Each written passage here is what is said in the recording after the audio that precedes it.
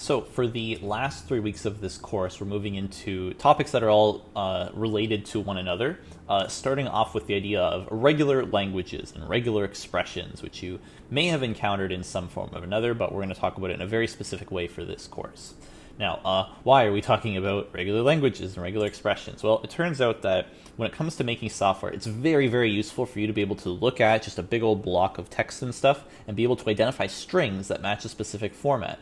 What kinds of formats? Well, your dates, phone numbers, URLs, passwords, IP addresses, and secret codes, all kinds of things that you want to be able to really easily identify, assuming that you're given a whole block of letters, numbers, symbols, where you don't necessarily know what is in there, but there is a format that you want to look for. For instance, you know that a phone number should have optionally parentheses, 3 numbers, then another 3 numbers, then 4 numbers. Maybe you have hyphens in between, maybe not, depends on how you think a phone number might show up, but there is a pattern to what a phone number looks like, and that's what you're looking for. This is really all about pattern matching. So when it comes to formats, let's take a look at one example, which is the format of a Discord username, and we can talk about this using a diagram that looks something like this. So a Discord username at the very beginning is at least 2 characters. You can't have a Discord username that's fewer than that. So you have 2 characters, and you could have as many as 31 characters in your Discord username.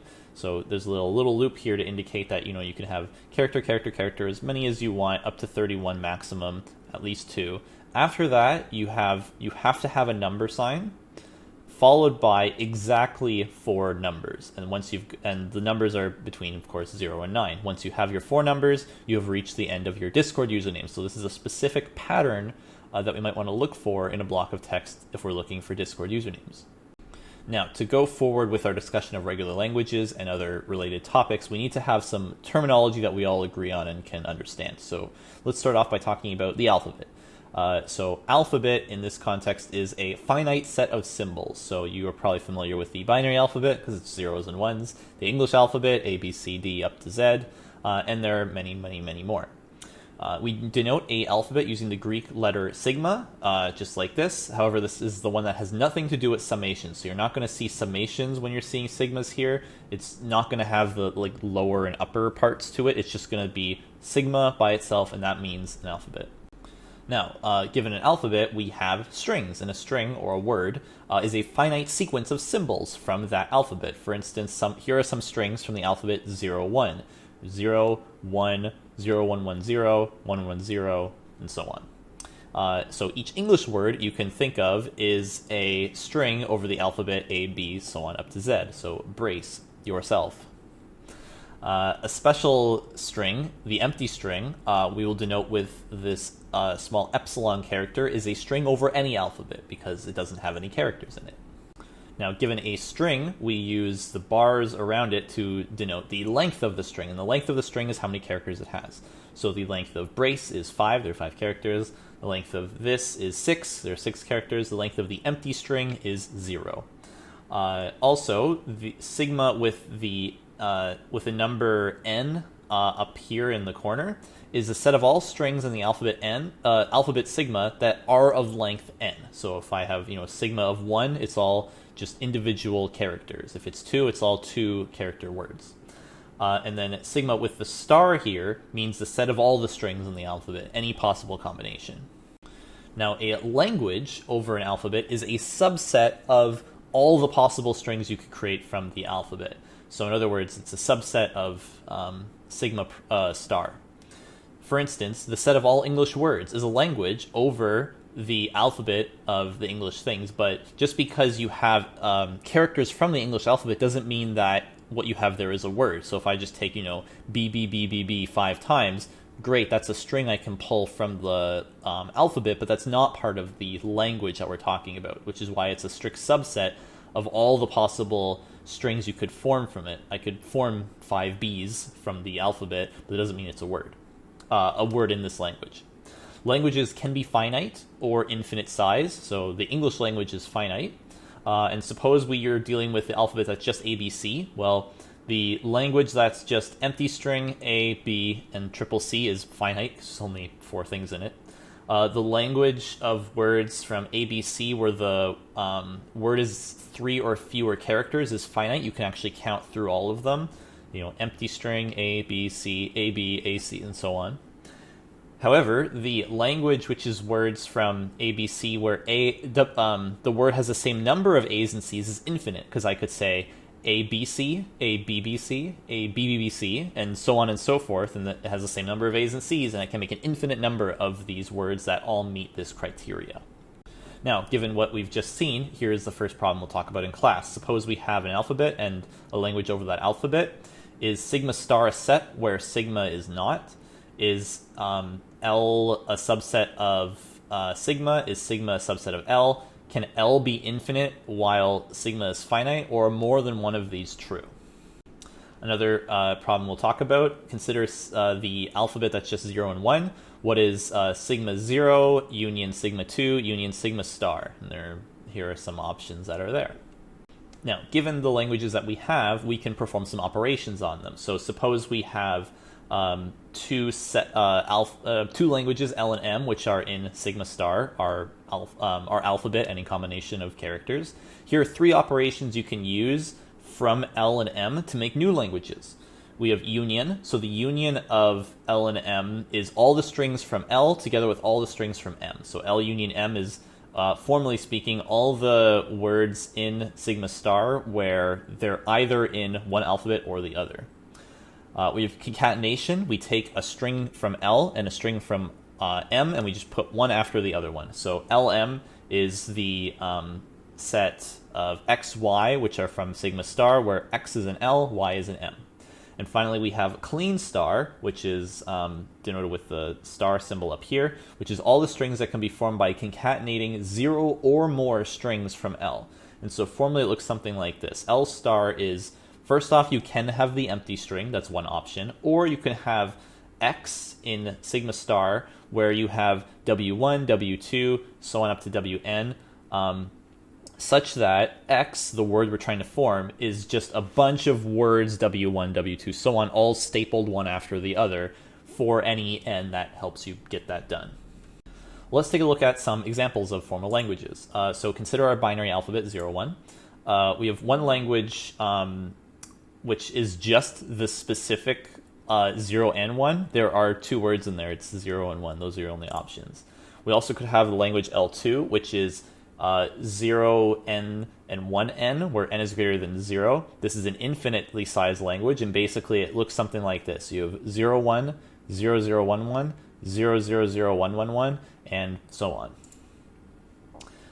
We have the language L3, which is L1 star, in other words, all binary strings.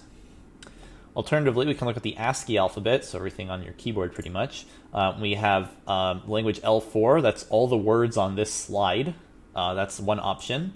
Or we could have L5, which is the union of all binary strings along with the words on this slide. And that's another option you could have.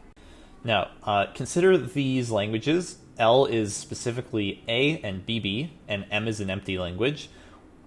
Which of the following is also the empty language? L star, M star, LM, L union M, or more than one of the above? So up to this point, we've been talking about formal languages, but what is a regular language? Well, a regular language is something that can be defined recursively.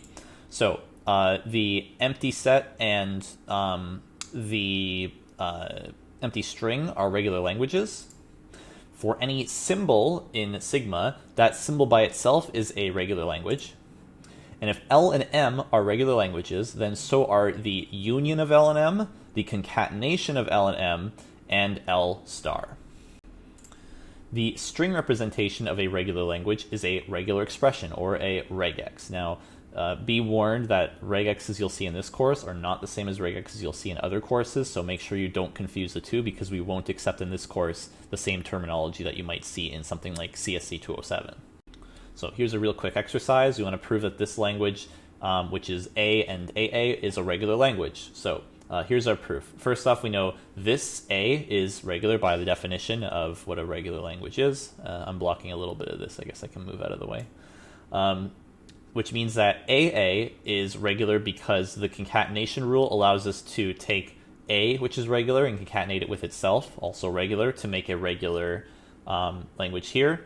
And then to form both of these, we can take the union of A and AA to give us what we started with. So by the union rule, we can say that this language is a regular language. So now that we have regular languages, we can talk about regular expressions. So a regular expression, or regex, is a string representation of the language without having to use like a full English explanation of what this language is. We say a regex matches a set of strings, which is the language that it's trying to represent. And it also has a recursive definition. So for a regex R, L of R is the language that's matched by R. The empty sign here is a regular expression where the language represented by that is the empty set, in other words, matches no strings.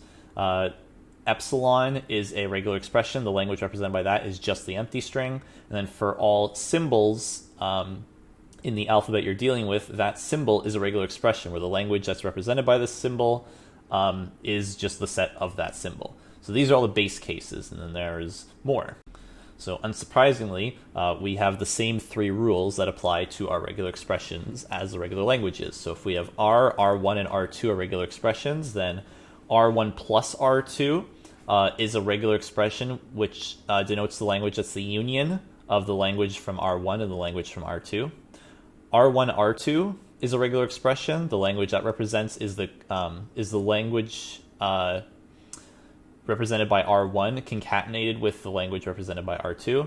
And then R star is a regular expression which basically represents the language represented by R with the clean star operation on it.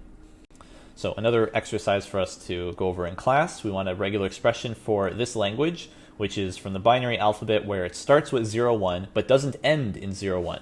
And I propose a regular expression for this might be that we have 0, 1, and then 0 or 1, all with the star operation, concatenated with 0 or 1, 1.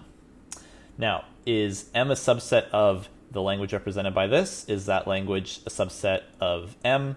Is M a subset of the language? Are they equal or none of the above? Let's take a look at another example. So we want the language represented by the following regular expression, which looks like this. 0, 1 in parentheses plus 1 concatenated by 0, 1 in parentheses with the clean star operation. So when we look at this, we can actually split this into parts. And so we have the yellow part here and the pink part over here. So the first term that we're going to see is specifically the string 0, 1. It's going to show up first. The second term is all binary strings that start with a 1. There's a 1 that shows up here, and then after that you can have 0 or 1 in any combination as much as you want, including no options. You can just have 1 by itself. So therefore, the language represented by this expression is the set that contains 0, 1, and all the binary strings that start with 1. For another example, let's look at a regular expression that represents the following language. So here's our language. It's words from the alphabet A and B, where the length of the word is less than or equal to 2. Turns out that because this is finite, we can actually just count all the strings and add them all together. So what do we have? We have epsilon, A, B, double A, double B, AB, BA, and that's all of them. And we just say this one, or this one, or this one, or this one, and so on. Now, of course, we can probably do a little bit better than this, right? Because this is sort of a sloppy, messy way to write this, and we can maybe come up with a little bit of a cleaner formula to represent the whole thing. So I propose the following here. It's going to be less than or equal to 2 characters, which means at most you have 2 characters to pick from. A and B are your options. You also could have fewer characters, meaning that you quote-unquote choose the empty string to be one of your 2 options. If you choose empty string for both of them, empty string concatenated with empty string is just the empty string still, so you're left with the 0 length character, which is still valid. Alternatively, you can pick A or B for either option, meaning that empty string, epsilon, or A or B concatenated by the same thing gives us a full representation of the exact same language that's here. Let's do another regular expression for the following language. Once again, the alphabet's A and B, but specifically AA is not a substring of the word. Well, this language is infinite, and so you can't just count through all the possible words that are there, because we could have an infinite number of B's, right? So we're going to actually try to build this one step at a time, since it's actually a trickier problem than it looks like. So we're going to start off with a few guesses, which will help us build towards what we're looking for, but it won't be probably till the end that we get actually something correct. So let's start off with saying, AB star, right? So this is helpful. It matches some of the things that we need. Matches epsilon, AB, AB, and so on. We don't have AA as a substring of this. That can't ever happen because all A's must be followed by a B, which is good. So far we've matched a bunch of characters that are in the language, but not all of them yet, because we're still missing any strings that have BB in them. So how about we add that possibility? We add, after having a B following your A's, you can have any number of B's that are after it, right? So now we can match AB, a BB, a BBB, and anytime an A shows up, we still have to have a B after that. However, now we're missing strings that start with B, which doesn't really help us, so we need to go a little bit further. So if B can potentially be at the start, well, we should consider that as well. So B star at the beginning, meaning some number of B's.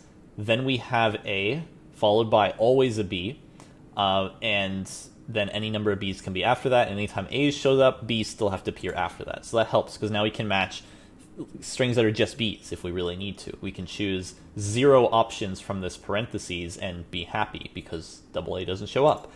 But now we're missing strings that end in the letter A, which means we still need a little bit more. So how about the following?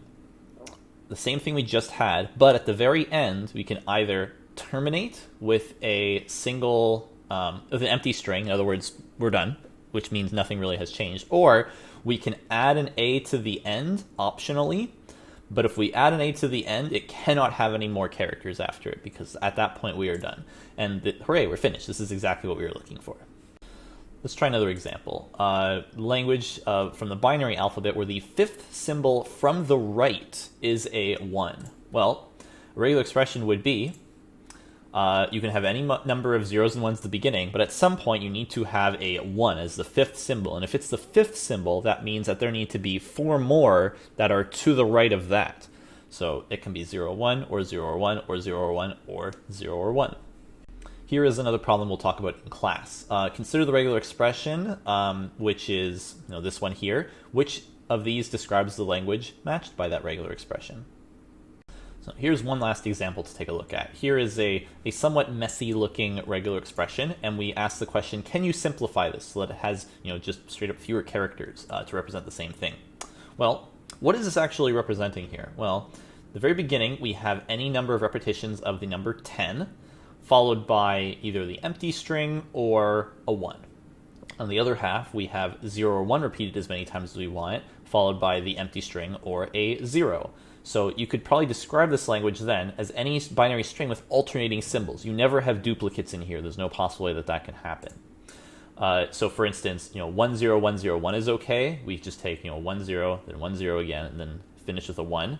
0 1 0 1 0 is the same thing from the other side, but we can't have 1001. That can't appear because we can't ever get a double 0.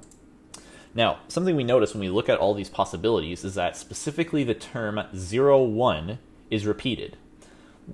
Here we have it broken up into 1 0 repeated or 0 1 repeated, but if we just want to say 0 1 is repeated and we can have stuff on the outside, well, how about we just do the following? 0 or 1 is repeated some number of times. At the beginning, we can have a 1 to start, or we could just not have that 1 at the beginning. One way or the other, we then have repetitions of 0 1 as many times as we want. And when we're done, we can either stop and say we're happy or throw one more 0 onto the end. And now we have a shorter, simpler regular expression that represents the exact same thing as the other regular expression.